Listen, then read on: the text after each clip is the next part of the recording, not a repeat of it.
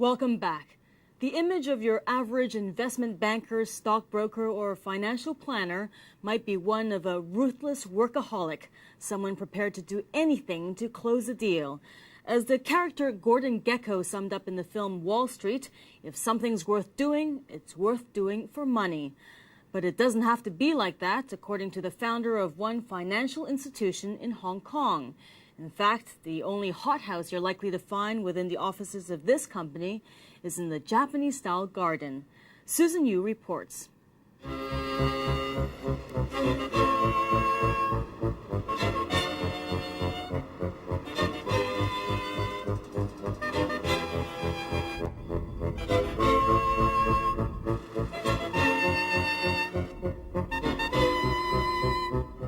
It's a transformation of mammoth proportions. In 2 decades, the former British colony has shifted from a manufacturing-based economy to a service-driven one. That means an ever-increasing number of people working in offices in space-precious Hong Kong. Employers usually pay attention to the productivity, the effectiveness of their employees, but they do not pay much attention to the office environment, which is in fact a very crucial factor in productivity. So are furniture, individual workspace, and lighting. These are just some of the little things that can make a world of a difference in the workplace. If these elements become less friendly, they can have an adverse impact on workers' physical and psychological well-being. I have looked at some literature on classroom design, and there has been studies showing that the layout, the setting of the classroom, or even the color of the walls would make a lot of differences between the learning effectiveness among the students. And the same can be applied to employees and their productivity.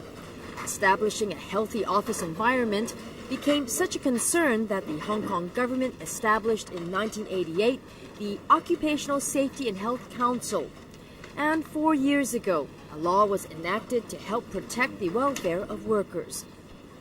I think it would take a lot of education for the employers, and the government somehow or the academics somehow have to show them, well, if you don't protect your human resources well, human resources is actually the most expensive, the most precious resources in an organization. So if people do not protect their human resources well, then in the long run the company is not going to be, well, as competitive as others. And competition couldn't be more fierce in Hong Kong's financial investment business. The way that people think in terms of investment in Hong Kong, and I would certainly say in most part of Asia, it's always by the second. I mean, it's always like, oh, what is the stock prices or whatever prices next minute or next day. I mean, they think really in terms of very short time frame, very uptight, very nervous, a lot of tension. Battling crowds, noise, and pollution, whether it's outdoors or indoors, can be a daily challenge. The pollution is quite bad. Everything is central air conditioned, and the filter is very rarely washed or cleaned. So it's not a very healthy environment. Elsa Pao used to work in Causeway Bay. She shows us exactly where. This is the building. This is it? Yep. What floor was your office on? We're on the 13th floor. Very top. Each floor is about 3,500 square feet. It's pretty big. They're pretty big considered in Hong Kong. Besides having ample office space and a great view of the harbor, something was amiss. For Pao, her office environment wasn't quite right. In fact, the finance executive wanted something more for her company and clients. The answer was found across the harbor.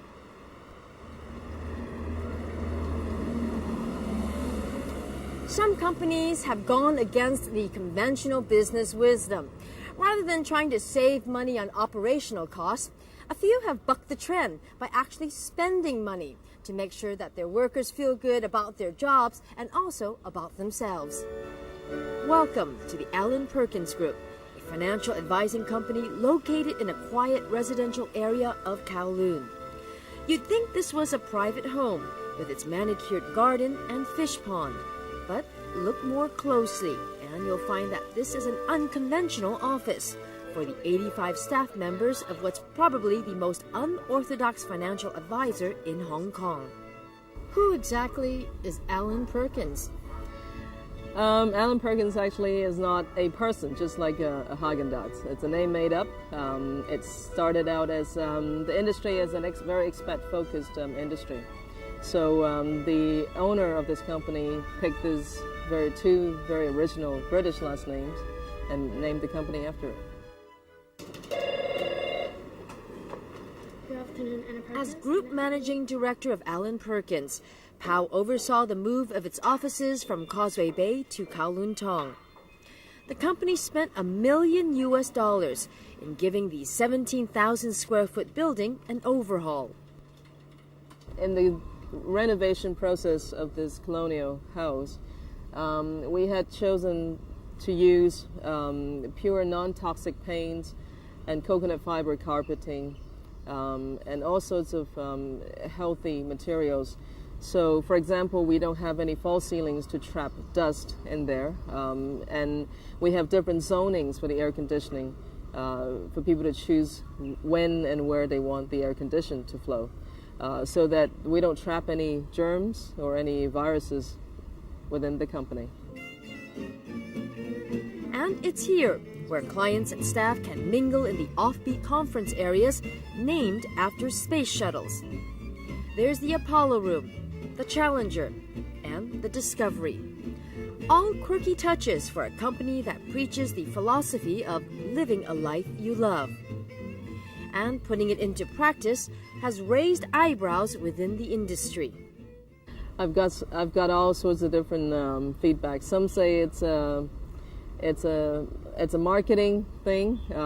It's a gimmick, and it's a promotional tools, and living a life you love is something so impossible to do. It just doesn't exist.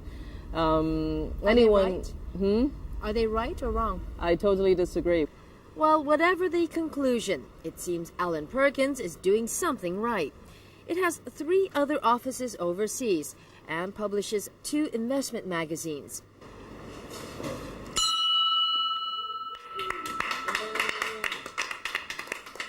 Every financial planning deal with the client is celebrated, along with outdoor barbecues for staff birthdays.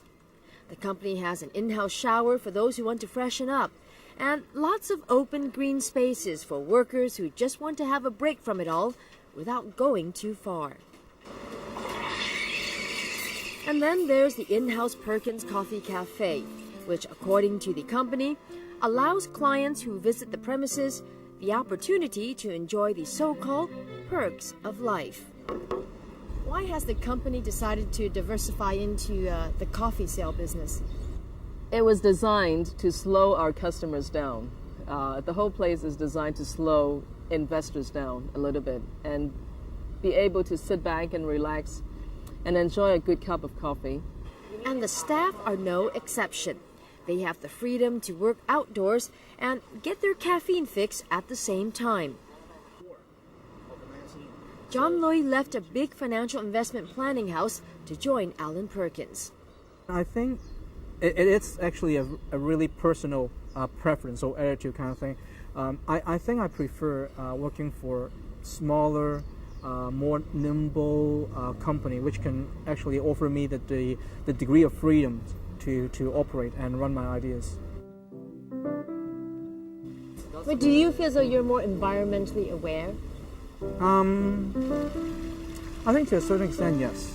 To a certain extent, because we are really trying to bring this message in so many places around the office, with inside and outside.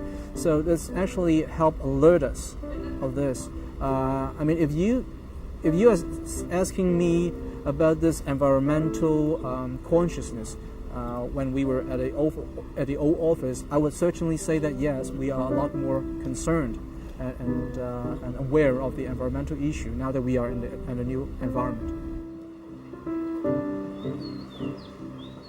Susan Yu on a different way of doing business in capitalist Hong Kong.